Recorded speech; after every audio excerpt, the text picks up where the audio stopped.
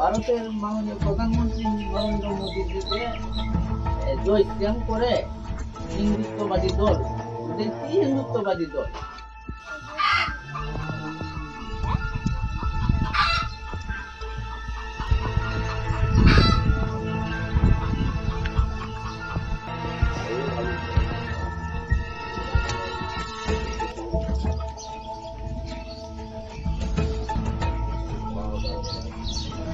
নিত্যরঞ্জন বিশ্বাস। যার নাম ভালোসরা। কি ঘটনা? আমি কমিউনিস্ট পার্টি করি, আমি পুলিং এজেন্ট থাকলাম আর কি।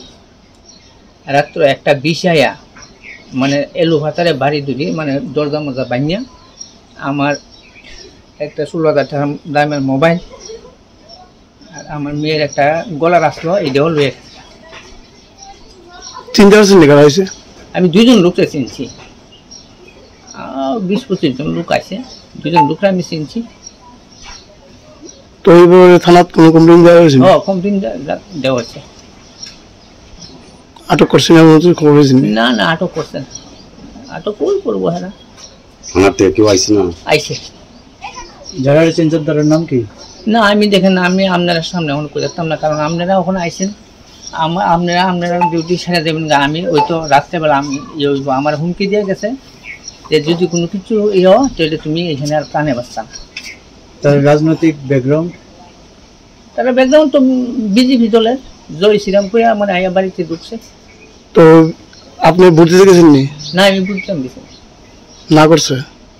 আমার তো ভোট দিতাম, এখানে রাত্রেবেলা না করে গেছে। ভোট দিতে গেলে তোরা ভোট হয়ে গেছে, আমি তো ভোট দিতে। কোন বিধানসভা এটা? এটা 29 কৃষ্ণপুর বিধানসভা। আপনি কোন বুথের এজেন্ট ছিলেন? আমি 17 নং বুথের। আপনি ভোট কি 17 নম্বরে? হ্যাঁ, 17 নম্বর। নাম কি আপনার? আমার নাম নিত্যরঞ্জন বিশ্বাস।